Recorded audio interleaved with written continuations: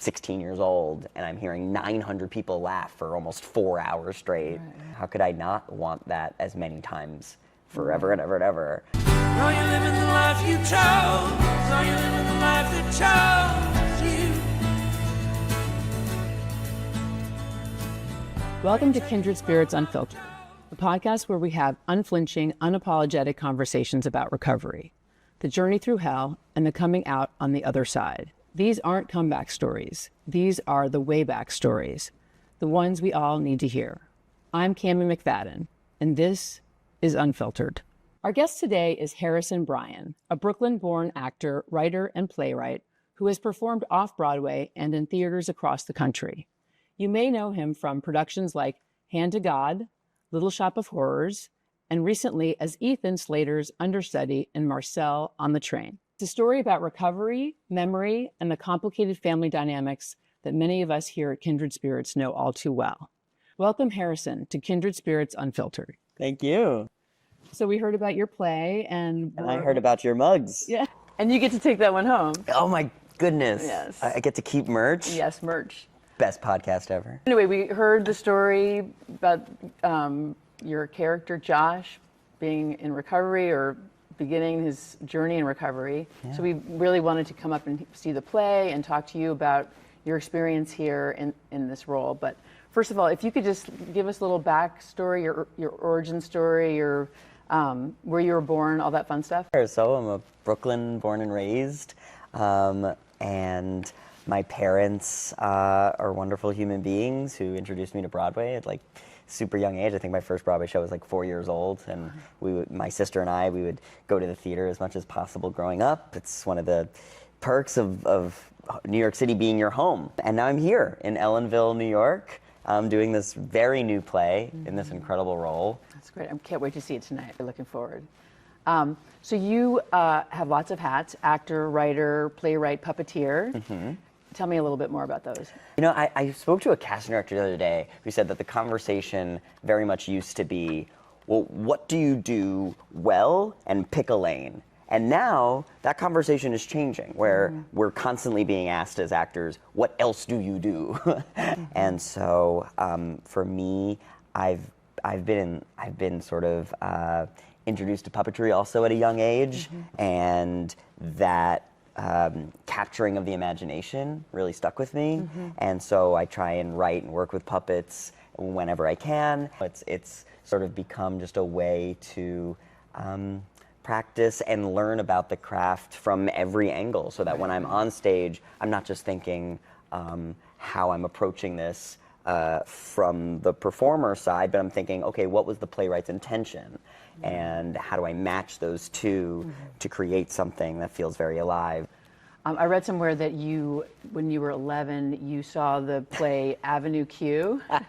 Yes. The musical, and it changed your life. Yes, that's really funny. What resonated? Yeah, my parents took me to see Avenue Q thinking it was just a puppet show for, kids, and boy, were they surprised. I think for me, I can very distinctly remember that was the first time that I saw the puppeteer on the stage with the puppet. You think Muppets, you think Sesame Street, you just see the puppet as the character, and that's amazing. But in Avenue Q, I got to see live on stage, the puppeteer manipulate the puppet and bring it to life, and both were existing at the same time, and I thought, oh my God, I want to do that. That is incredible. So I think I was reacting both for my love of the material and the content, and R-rated puppet comedy is very much aligned with my aesthetic. Yeah, that makes sense. Yeah. So how old were you, or when did you know this was your calling? I mean, I was the Tin Man in kindergarten, and I got a lot of laughs.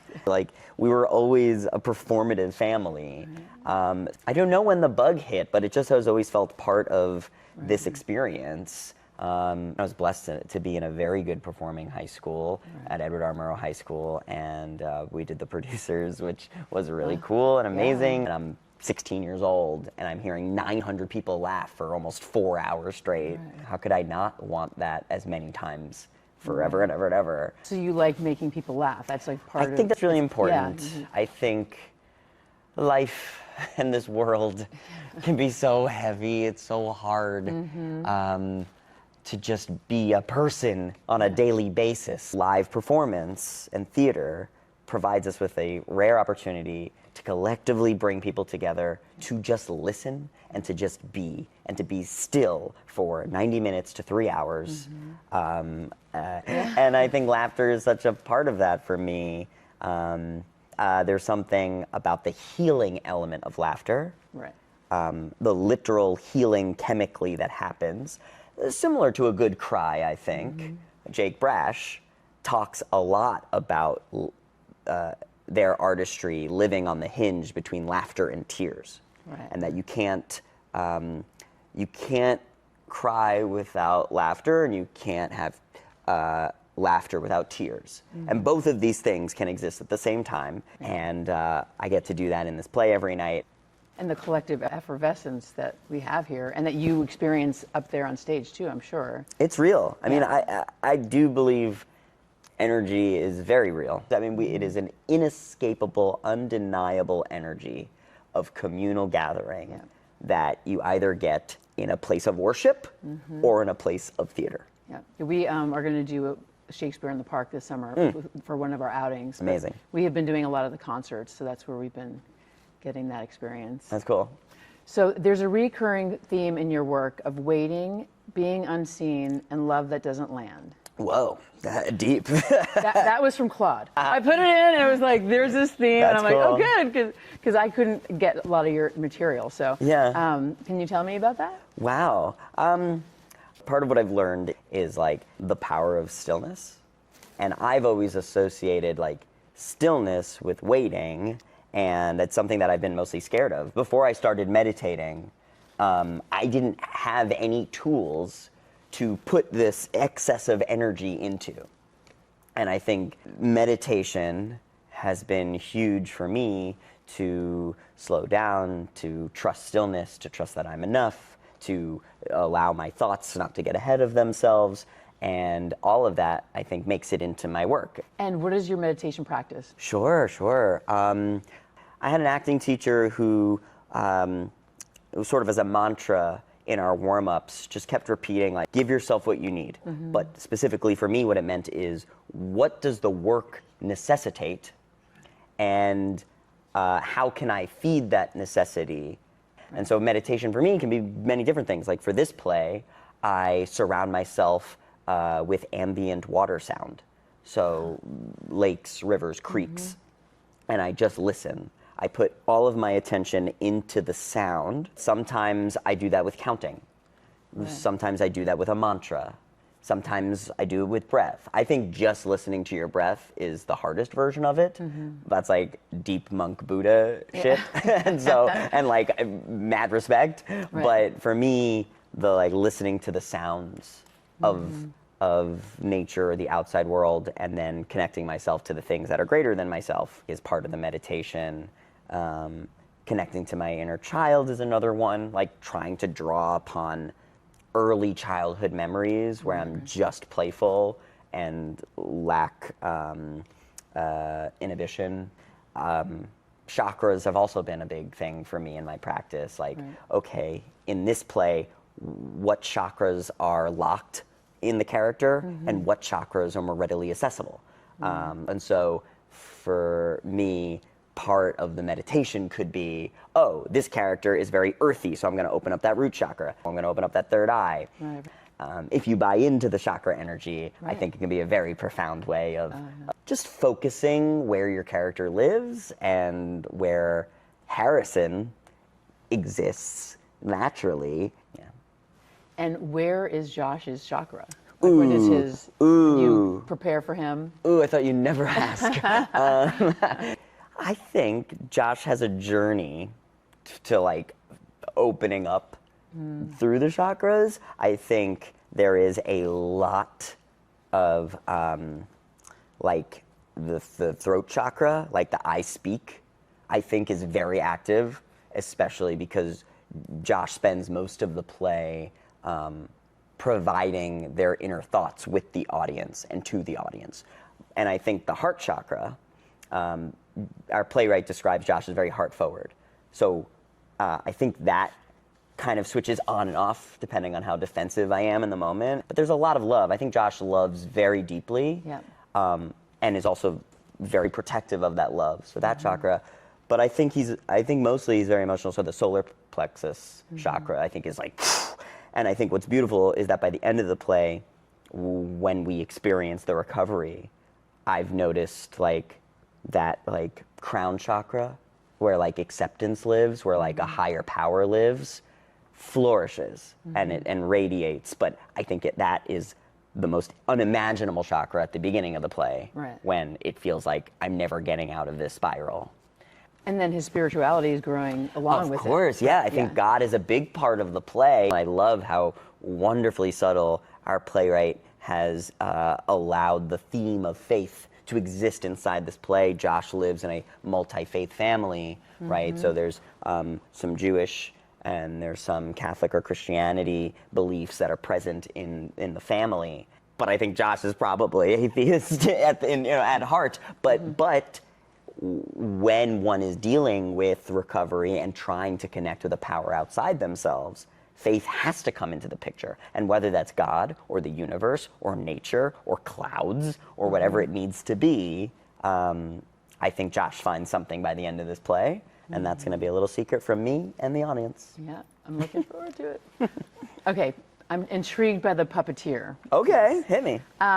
Tyrone is an understudy. Oh my God. Tell me about Tyrone. I saw a little video on YouTube. Yes, understudy Tyrone exists in the canon of Harrison Bryan. I did Hand to God in a wonderful theater, Florida Studio Theater in Sarasota. And I brought a sock puppet that I had made for the audition. And for a while I thought, well, this is the puppet that we're going to use in the play.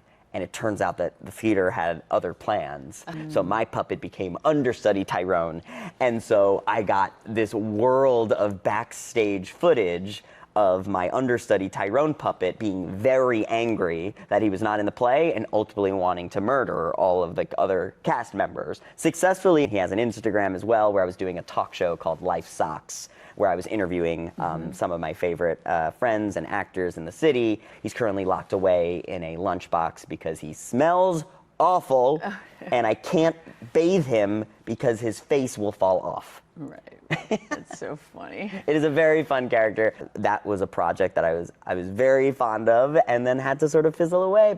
But he always lives. Like there's always a moment where understudy Tyrone can pop back in, so we never know. And does he say things that you can't say, or? Yes. Yes. Yes, like, so many things.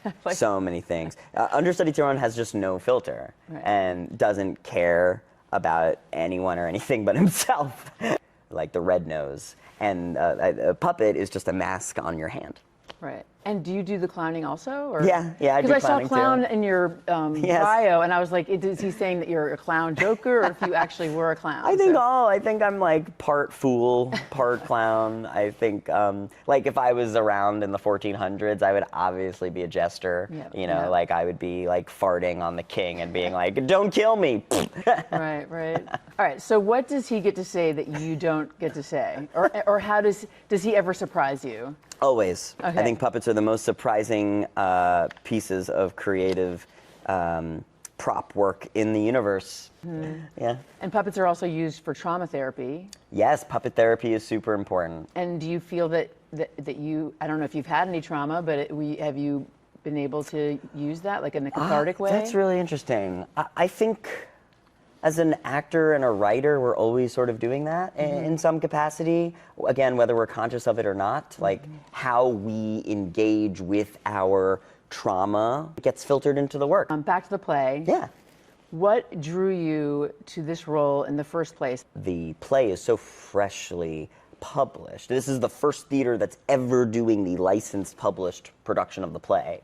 And they got the rights to perform it very late in their announcement of their season. Like it was, I think, a week and a half before rehearsal started, and they were like, we got the rights to the Reservoir, let's do this play. Shoot, now we got to cast it. So Steven saw this play. Steven read the script and told me I was the first person that he thought of. I said, send me the script. I read it that night. I called him back in the morning. I said, I love this play, and this fits me so cosmically well. New plays are the thing that's going to save this country and this industry. And so to be a part of such a new play and get the chance to do this and be close to home, but in the woods upstate, I just felt like it was a really good match. And you said you were cosmically aligned to the character. How so? I think so. I think my family, and I don't think my parents would mind me saying this, but they have personal experience with both addiction and Alzheimer's, which I think are the two heavier themes in the play. And so having now conversations as an adult human person with my parents about their journeys resonated very strongly with me, and it felt like I could do a service to the incredible, profound work that my parents have done in creating a foundation for my sister and I underneath the struggle and journey of what it means to recover.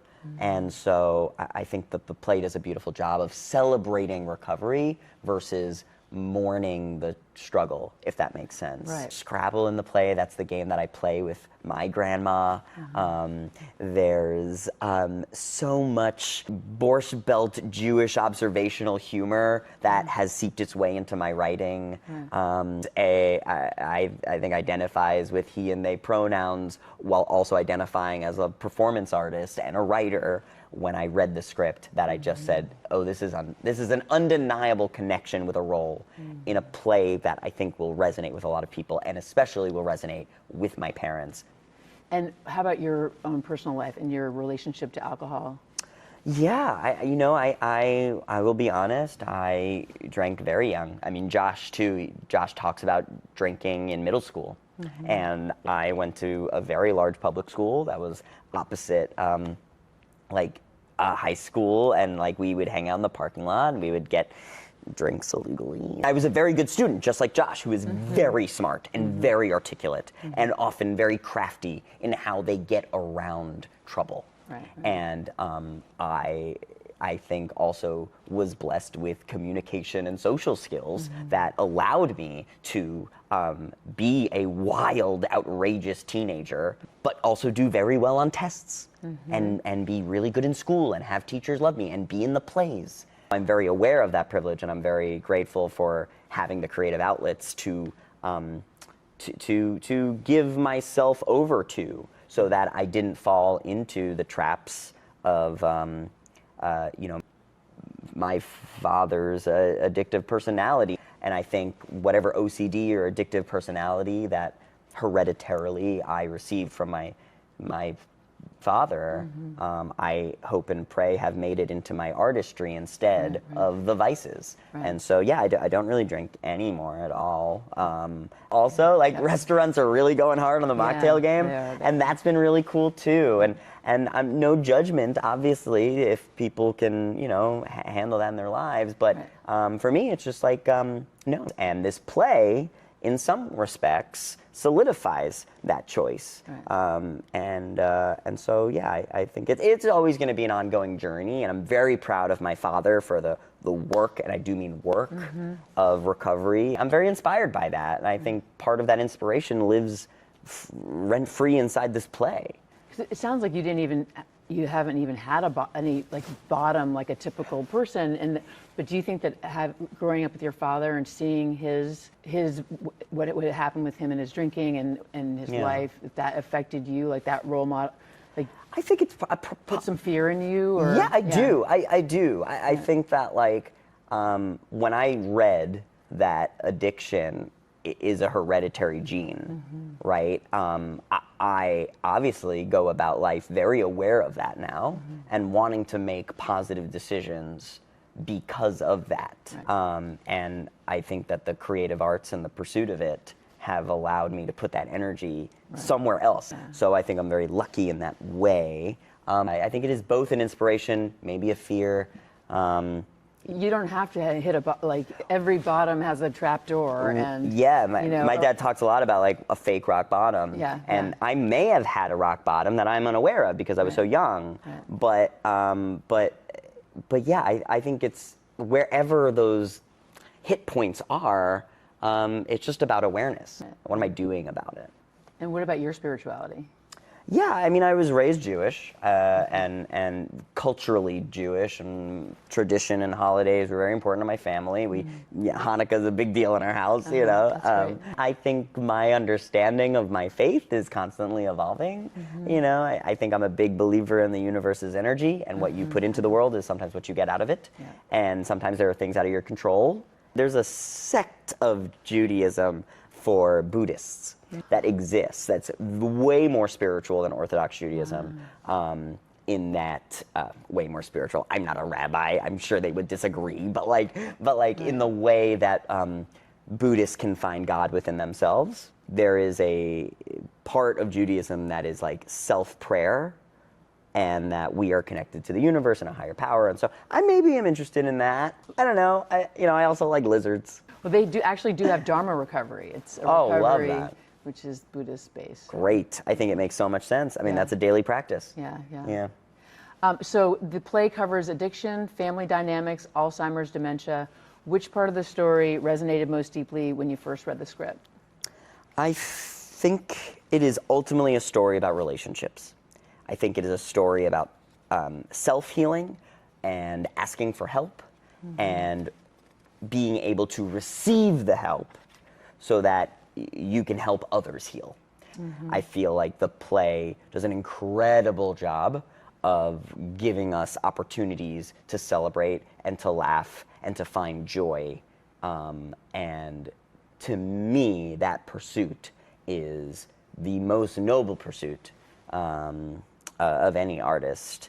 I think that's why the fool sat next to the king, right? And I think this play, Josh, can exist both as the fool and the intellectual and the tragic hero and the supporter and the child and the student of the world. Right. Yeah.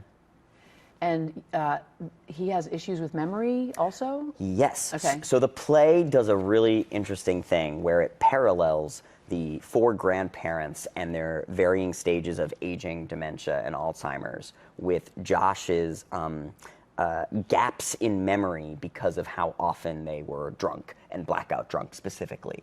And while that's happening, the parents are dealing with their own lack of memory because of aging and Alzheimer's. And so Josh feels in his haphazard research that if he can figure out how to improve their memory, it will help him improve his own memory. And by deflecting his own problems and trying to help his grandparents' problems, maybe I can come through with my own recovery by myself without really needing help or really dealing with my own problems. Right. So memory is a nice joint issue that the characters deal with, but as the play grows and as he is more and more open to learning, and listening specifically, he realizes that he's conflating the 2 issues and they both have very different problems and one solution is not going to do it. Right. And I read that Josh has a sponsor. And so he comes to the grandparents having a sponsor, so he's already... Nope. Nope. You're going to have to see the play, I'm my going to have love. to see the play on that You're one. going to have to see my play. Okay. So I think the act break of the play Okay. is Josh accepting the need for help. And part of that is accepting a sponsor via his grandmother. Okay. And so, without giving too much away, I think that for me is the difference between Act 1 and Act 2. Is Act 1, Josh is trying to solve all the problems by myself. I can fix it. I can do it. I'm going to help these other people. It's helping me. Look, look, look. But it's all an export of information and energy. Act 2 is an import, opening myself up to having the sponsor, to going to meetings, to being helped, to asking for help and really then accepting it. Right. And so I don't think Josh listens much at all in the first act, and in the second act, I am so listening. Right. And that can be a very overwhelming thing to suddenly realize how little you were really listening to the world, and then opening yourself up to it, huge emotional expanse. Yeah. So Josh is in his head, and he has to talk everything through internally. Yeah. And in recovery, they say that being in your head is a dangerous neighborhood. Is that the case with him? Like he's sharing that with the audience? And I would say more than half the play takes place in what the playwright calls Josh's mind palace. And what that is an extension to the audience. So when Josh is trying to figure shit out in his head, he's reaching to the audience for answers. And is it a dangerous place? I think it can be. I think when you're telling yourself a narrative that you want to hear and not one you should hear, and you're saying it over and over and over again until it becomes true, that's when it can become really dangerous. At the same time, it can be where self-healing begins, right? I'm a huge advocate for positive affirmations. So if I'm feeding myself via the audience positive affirmations, and that's what I'm receiving back, like some of my favorite moments in this play are when I talk about recovery and the audience leaps to their feet and they start applauding mid-sentence. And it's like, oh my God, like Harrison has disappeared and you are now fully projecting, the audience is now fully projecting their relationship with recovery and their hope that this kid will succeed and will get help and light on the other side of the darkness. So I think it can be both very dangerous, like it is in the first act, but then also incredibly healing, incredibly important. Yeah, so I guess moderation, right? I think what I've learned through Josh in this play is that be careful of letting the lows be too low and letting the highs be too high, because there is real peace in that middle ground, and there's real growth in that nice, a lovely little landing that we get to experience when we settle, when we're in that moderation.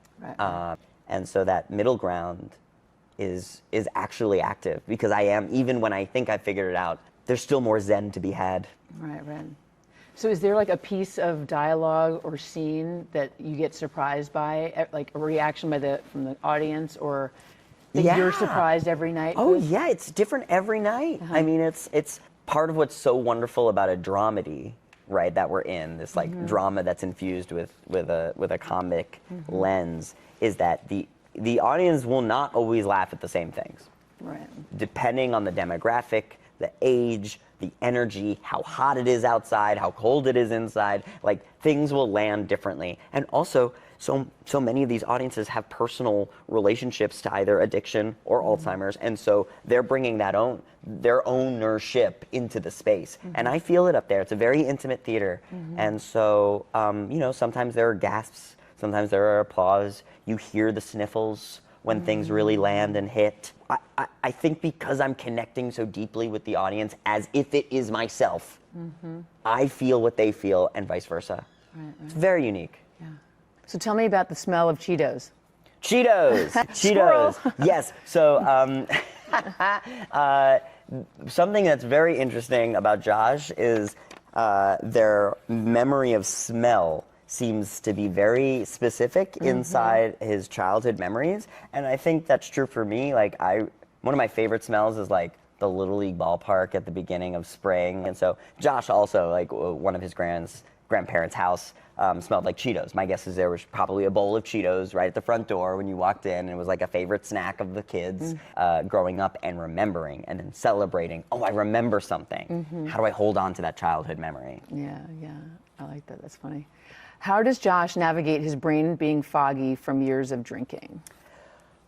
I think that's part of the constant search. Like I am navigating it in real time on stage by asking myself a ton of questions. It's also very Jewish to constantly be asking questions without any answer. So I think the playwright is doing something really interesting about the Jewish theme of questioning while also trying to figure out my memory fog. So shame is one of the most misunderstood aspects of addiction.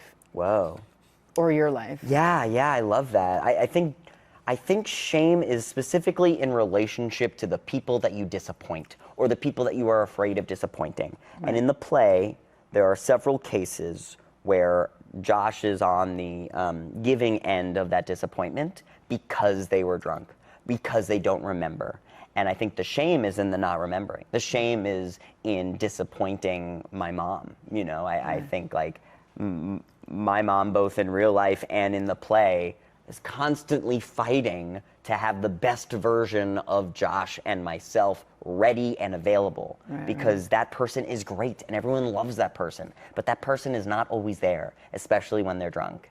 And so I think the shame is in, God, I know the kind of person I could be if I got help, and I'm ashamed that it feels either impossible to escape that disappointment, or that I just continue to fall into the pattern of disappointing people. Right. Yeah. Well, I was also wondering about, in relation to the shame, how Josh is being queer, how his parents and grandparents handled it, because there are times when that doesn't go over so well with some families. I think it is again another really subtle touch by the playwright. This play is not so much about gender identity or sexual expression, but it is an inherent part of the play in the way that politics is inherently a part of everything. And so I think how some grandparents either consciously or subconsciously resist a total acceptance of who Josh is, and the parallel to identifying as an alcoholic. Like the fact that it is easier for Josh to identify as a queer boy versus an alcoholic is an interesting parallel to present to the audience and say, why is it easier for these grandparents to accept them as an alcoholic than it is to accept them as queer, or vice versa? And I think, again, it's a good play because that question is not answered, it is posed. And supposedly every night he's counting days, his days in sobriety. Numbers plays a pretty big important part of the play to track the timeline of sober. So in the first act, when I promise my mom, when Josh promises his mom that I'm gonna be sober for a year, you're gonna be proud of me. And then we get to track throughout the first act, okay, I'm 90 days sober, I'm 120 days sober. And then when do I relapse? And then when do I have to start the clock again? And what does it mean to get back to a marker after you've already failed? That ultimately when we do reach like the climax and we see how long it takes for the journey to fully feel complete, it is still, not complete. The journey is always going. Numbers are always going up, and at any moment it can go back down to zero. Yeah, that's true. And so this is, I heard they were saying that this is considered a celebration of life. But then it's covering a lot of heavy topics. How does that work? I think the playwright has a thesis statement that like we need tears to laugh and we need laughter to cry. And I think living on that hinge is the most crucial piece of the puzzle of this play, because we cannot fully appreciate the success and the joy in life without knowing what we'd be losing without it, you know, and we can't appreciate our memory of the things we love and cherish if we don't fully love and cherish it. So I think the responsibility that I feel as an actor in a play that is dealing with heavy themes is to find the lightness and to find the humor so that the audience can actually root and hope for the thing that they want, which is a very lively person, a person who feels connected with their joy and their life. Because if they don't feel that, the hope for this character to succeed is lessened, right? I think it is harder to watch. It's why I think a lot of productions of Hamlet feel 100 hours long. You're watching a person sulk and question life and be suicidal. And there's only so much that an audience can take of that. I might feel empathy or sympathy, but I'm not going to feel the hope that that person can change because they haven't showed me that person on the other side of the struggle. So my goal is to show you a Josh privately in my head that is full of life and joy. And the characters in the play talk about, you were always such a special kid. You were so unique. You were so full of life. You're a brilliant writer. I want the audience to see that person so that we're rooting for that person to always succeed. So I think that's where it can come in, and it doesn't belittle the seriousness of the play. I think it enhances it. All right, tell me about the rest of the cast. How closely do you all? Oh, it's great. I mean, it's a very interesting thing that happens on these contracts because you only rehearse the play for like 2 weeks. you've just met these people, and we are tasked with an incredible challenge of learning 90 pages of dialogue in a very short amount of time, and then creating a family dynamic on stage that feels authentic and true. And I would say, like, one of my favorite things about this play is watching these other actors so fully bring their characters to life. There are so many similarities in what I've observed as their personal real life experiences with these characters. And so it feels very lived in. I love the relationships. I love watching them. Also interesting in this play is, like, people don't have a lot of scenes with each other. Everyone has scenes with me. Like, I have every other line. And so it's very interesting to be on the receiving end of all of those different energies each night.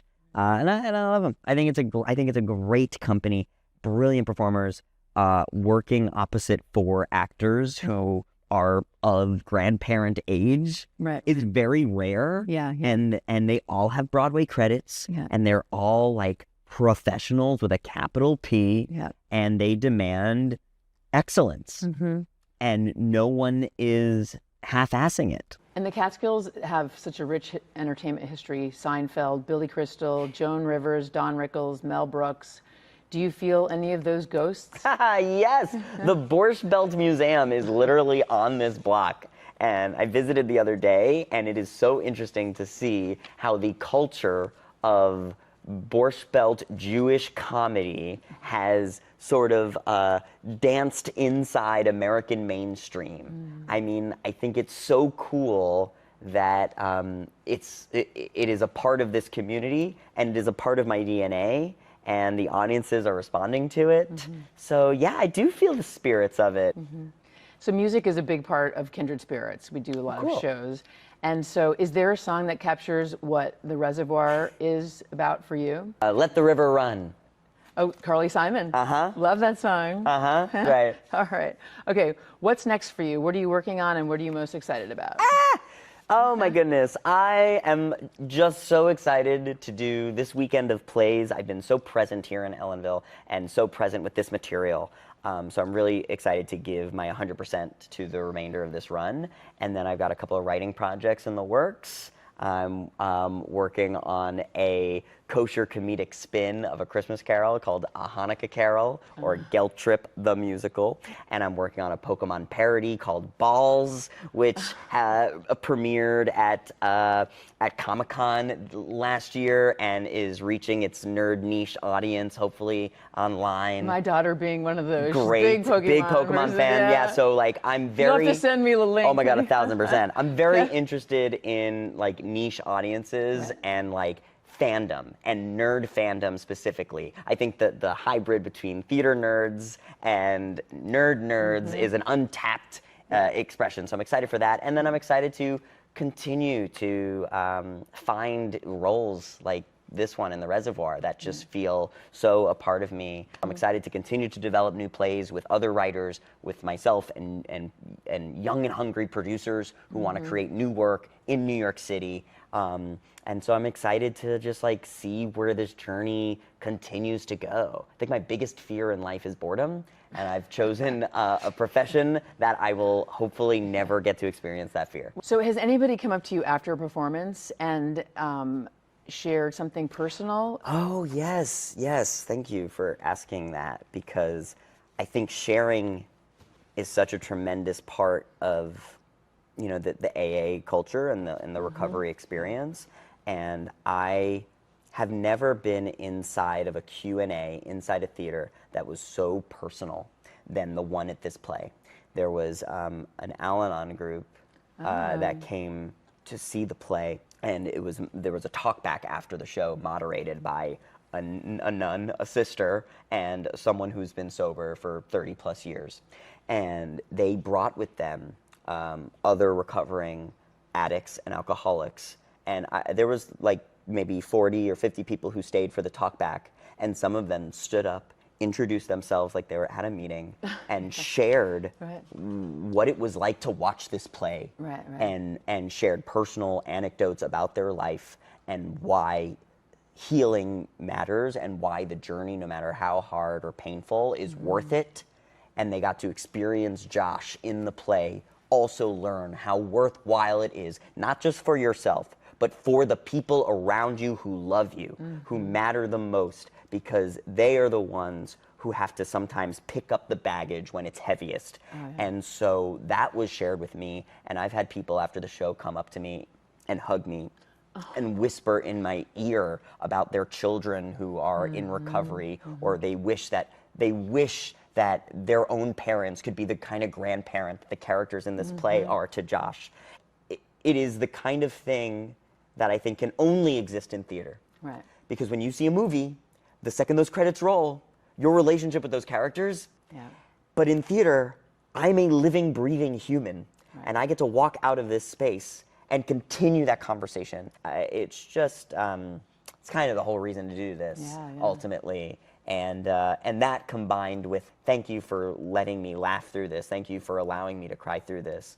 I've just been so blessed to hear lots of stories like that from this I'm so play. bummed that we are not able to bring our group up here, because it was last minute, and because I think this would have been a great show, and then to do the Q&A at the end would be great. Yeah, it would be, and hopefully this play has a long life, and you'll get the opportunity to do that in another theater, in another production, and whether I'm a part of it or not, like, I want to hear about those stories, because I think this play absolutely deserves the attention and the community outreach that a piece like this has the opportunity to provide. All right, we end every episode of Kindred Spirits Unfiltered with our Fast 5 Unfiltered. Ooh. 5 quick questions, 5 straight from the gut answers. No overthinking. Oh, I love it, because all I do is overthink in this play. Let's go. Fast 5. Because that's a dangerous neighborhood. Danger. Okay, finish this sentence. Okay. Sobriety is?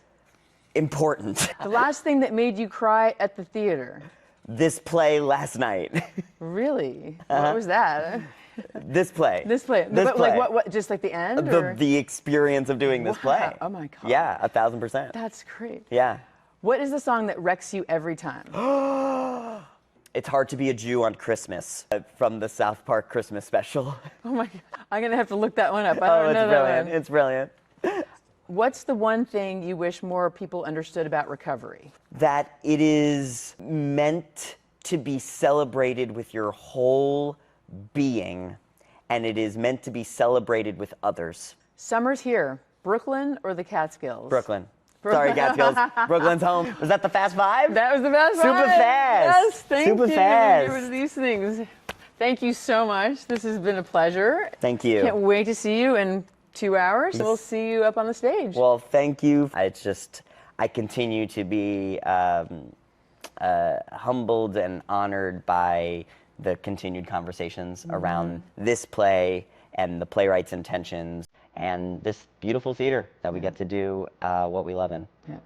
Thanks again. Thank you. Thank you.